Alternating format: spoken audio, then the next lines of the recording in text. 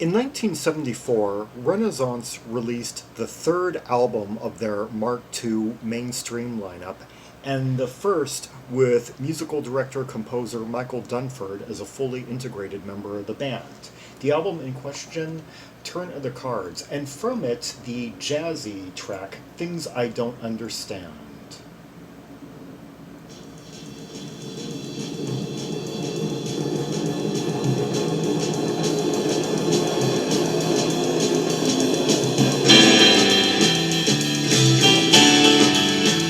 Kind of a rainy day, drizzly, jazzy vibe, misty and all.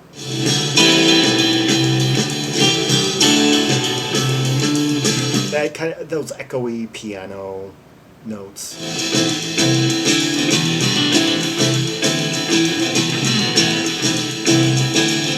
Kind of a 1 2 3 1 2 3 1 2 within the 4/4. Changing moods and stranger feelings in my dealings with the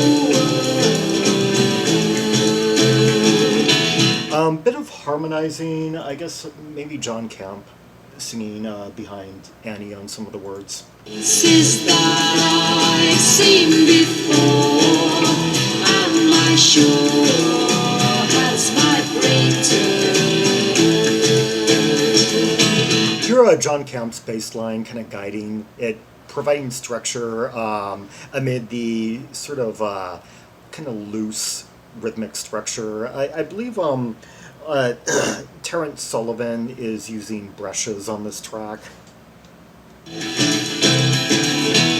about things I don't understand. Thinking about things I don't understand. A lot of cymbal mist in this one. Dreams and omens of my future, like a sculpture, slightly molded. Interestingly, this is the only song on the album, in fact, the only song from this period that appears, at least according to the credits, has no contribution from Betty Thatcher, the non-performing lyricist. It was written between McCarty and Dunford. Yeah, McCarty, who was really no longer involved in the band at this point. So I imagine this might have actually been written a couple of years earlier. Let's see. Changing moods and stranger feelings in my dealings with the world. Faces that I've seen before, am I sure, or has my brain turned? Thinking about things I don't understand. Thinking about things I don't understand. So this person is kind of losing their cognition. Dreams and omens of my future, like a sculpture finely molded. Stars that guide my destiny, tell me what I will be. A chart unfolded. Does it guide my destiny? Tell me what I will be. A chart unfolded. And I guess Michael Dunford is giving us some light, like strum on the acoustic guitar, although it's kind of buried in the mix. It just kind of becomes like this hazy mist that sort of blends in with the rhythmic element, particularly with Terence Sullivan's contributions. Thinking about things I don't understand. Thinking about things I don't understand. Yeah, the whole sonic quality is very much dominated by Jon Camp and Terence Sullivan here.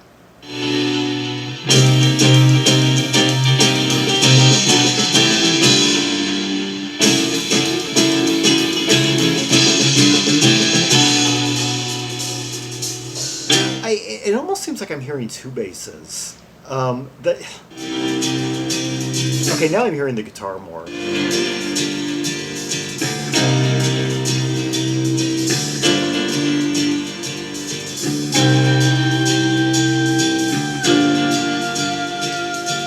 Okay, we got that bass figure, that dun dun dun dun, and it's being encircled by Terence on the cymbals.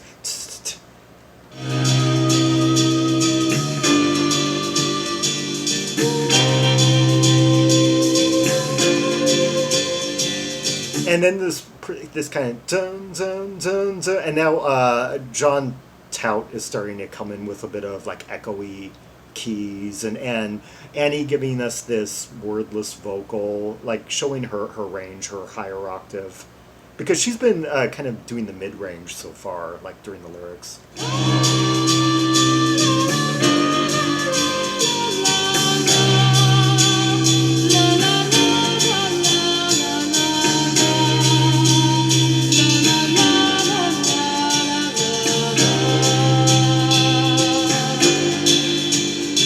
Yeah, I like it when she shows more her range, you know, like on Carpet of the Sun or Camera Camera.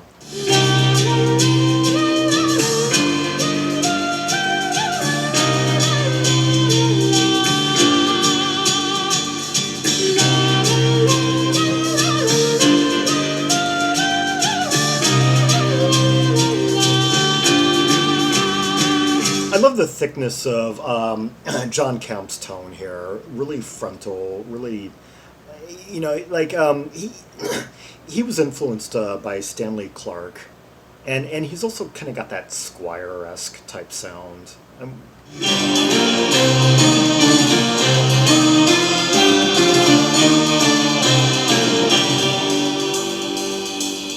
Makes me wonder, what kind of a bass was he using? Was it a Rickenbacker?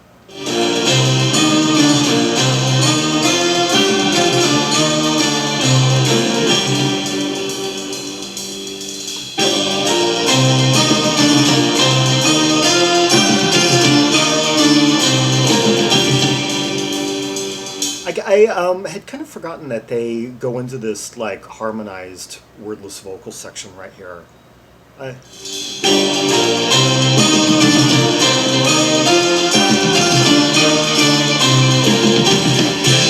Oh, I like that with the big drum. Kind of sound like almost. I'm not sure if that was timpanis. It just I like the churchy quality of the vocals, like singing kind of in unison like that. Seems there's plans for everyone. The day will come, we will know. I like the the section that we were just in kind of had sort of a cathedral-esque vibe to it, and then this main song proper has more of kind of like a dark, kind of like rainy, foresty type vibe. You're all tied in with each other. Everyone brothers, one great flow.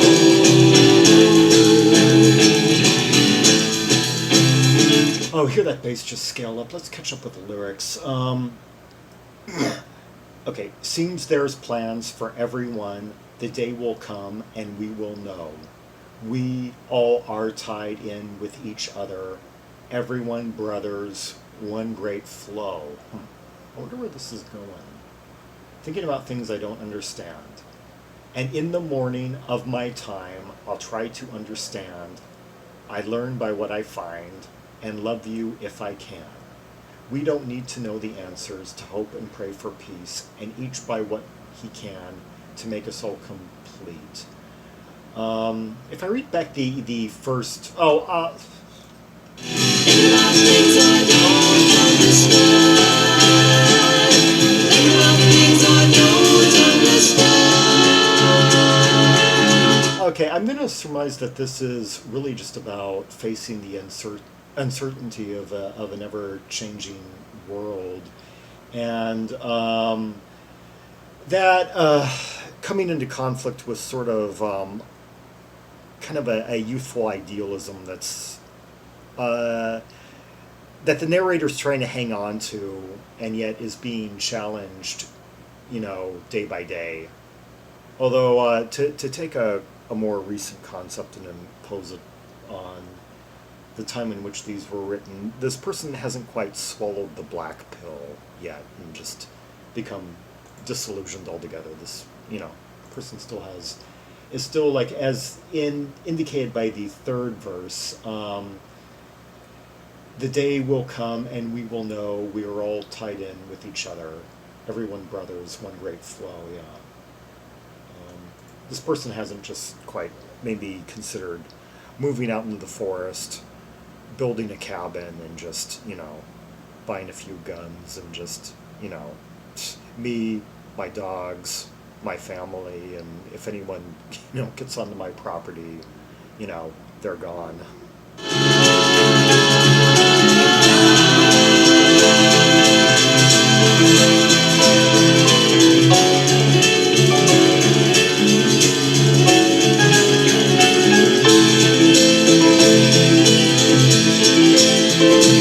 I like the change of cadence here. Yeah, more of a flow, open.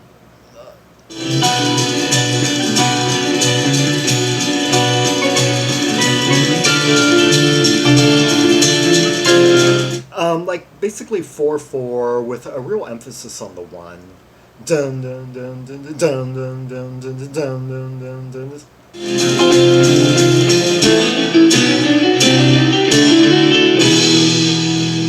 That was a beautiful ascent, led by Tout.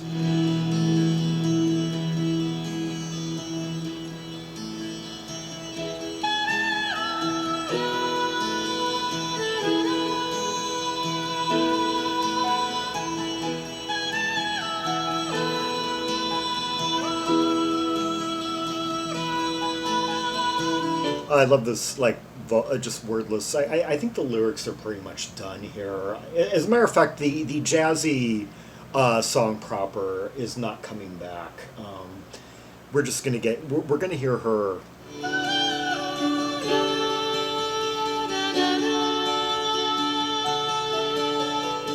Yeah, this. As long as this goes on, it can be all right. I kind of wish that what we had heard would recapitulate in some way, or like an altered version of it, but.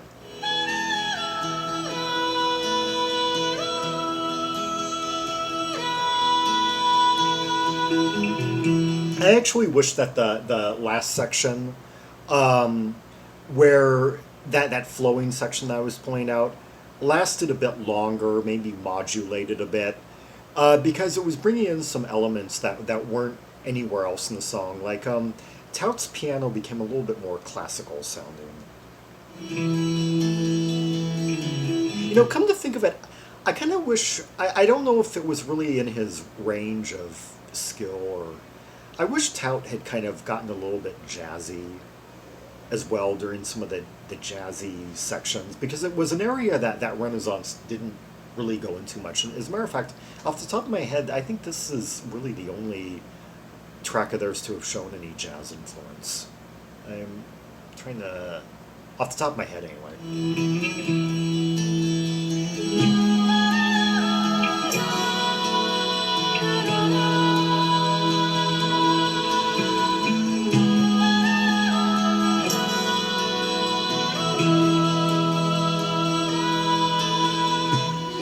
When she does this, it kind of reminds me, this is kind of a goofy reference to make, but that recent video put up by that one reaction YouTuber who does, that English woman who mostly reacts to pop music, but she did a song recently, the copyright song, and it was, a lot of it consisted of this high kind of wordless vocalizing, kind of folksy influenced. It kind of makes me wonder if in real life she has listened to, to the likes of like Pentangle and such.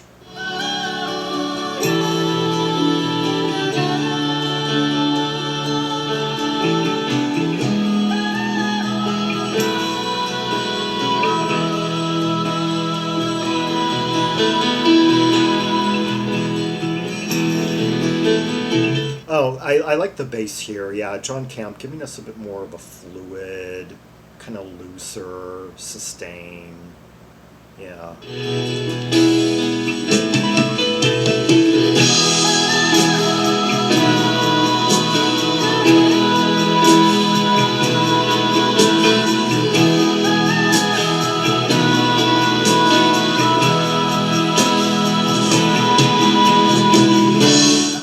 now they're going more kind of into the pastoral realm, open cadence, large, kind of swelling sound.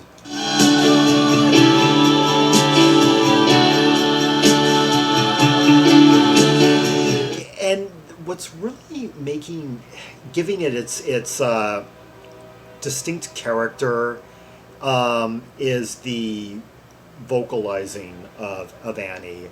Otherwise, I don't know if this section would be very captivating. Like, particularly when you compare it to similar passages by Genesis. Because in those kind of passages, when Genesis would do it, they would always have like on like Firth of Fifth, you know, during the, I guess, penultimate section, which was primarily guided by like Steve Hackett's ghostly. It would usually be the ghostly guitar sustains, and of course, Renaissance didn't have that at this time anyway, because they weren't using acoustic instrumentation during this era. Jon Camp notwithstanding.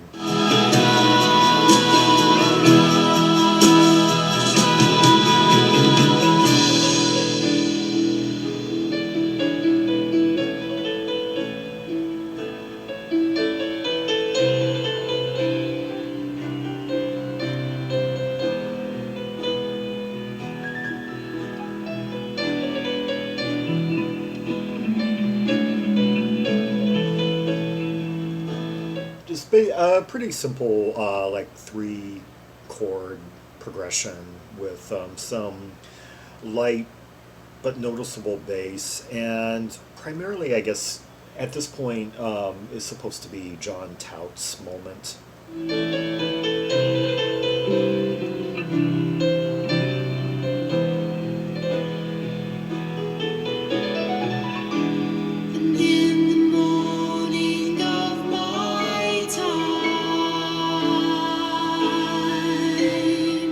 Okay, I was a little bit wrong about something. There are a little bit more lyrics here. Yeah. I'll try to understand.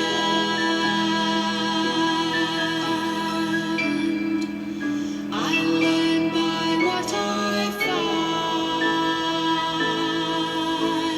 find. And once again, she's giving us this like lengthy vocal sustain, I believe, with Jon Camp backing her up like on the first 2 words of each line. And love you if I can. We don't need to know the answers. I don't know how developed Jon Camp was as a vocalist at this point, but based on some of his later contributions vocally, I kind of wish that him and her had harmonized a bit more. Particularly like on the track like Electric Avenue on Timeline, where they have this trade-off, and it just really makes it's I wish there had been more moments like that kind of spread throughout the catalog. Yeah. To hope and pray for peace, and each by what he can, to make us all complete.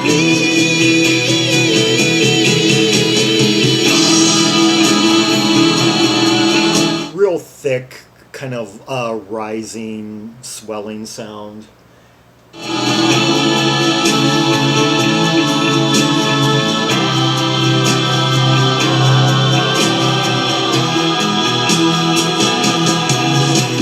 Yeah, I like sections like this usually, but I guess I tend to be just used to hearing them, or they tend to work better when there's a bit more electric instrumentation in them. Like if you're going to do this like slow, rising, swelling, kind of second part to a kind of like a non sequitur second half of a larger piece. Just building up to this, you know, ending, this that had really nothing to do with the song proper. It works better if there's a bit more kind of like electric organ and like sustained lyrical electric guitar in the mix.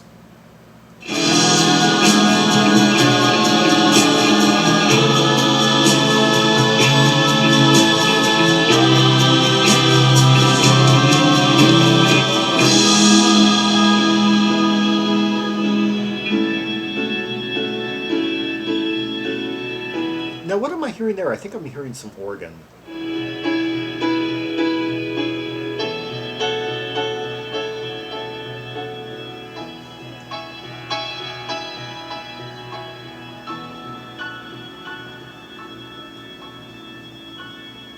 Yeah, it seems like Jon Tout is really just kind of trying to put some kind of like light atmosphere into the proceedings.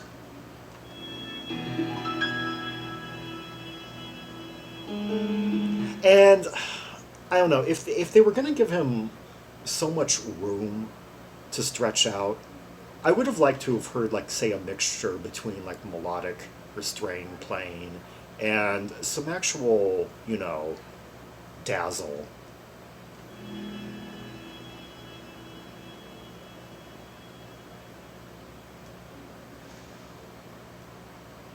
And I do believe he had it in him because there was some dazzling moments on Prologue. Yeah, I think at this point in his career, on the R directory, I color coded this red for the first 5 minutes, and then purple for the second, for 24.5 minutes. And so I came into this knowing it's not necessarily my favorite song on Turn of the Cards, but it was the one I was in the mood for. I just really wanted to hear those jazzy, foresty, kind of rainy, that rainy, drizzly vibe of the track of the first 5 minutes anyway. And yeah. And the best tracks on the album though are Black Flame, which I did a video on very early. Yeah, one of the first videos I did. And Running Hard and Mother Russia, followed by this. And then Cold as Bean has kind of like a dark, chilly, kind of ominous, icy vibe to it. I think just primarily consisting of Annie and some church organ, no other instruments on it. Yeah, and basically being like monochordal, I think primarily in C minor. Yeah, very, very unique track in their catalog. Anyway, for more Rubies and Sapphires from the catalog of Renaissance from this album and the ones before it, all the Renaissance albums from 1969, including like the first Mark I lineup, 69 through 1983, plus the 1999-2000 reunion album Tuscany. See the directory of albums by English R artists, linked in the description below. Like and subscribe and follow me on social media, and leave a comment if there are any observations you have about this track, its layers, its the vocals, the instrumentation, the interplay, which section you liked the best, which stood out to you, found the most compelling, how you thought the music matched with the lyrics, and I guess most importantly, your interpretation of the lyrics. Yeah. And until next time, this is Zaragon, the world's most ear-traveled trimaximalist, signing off.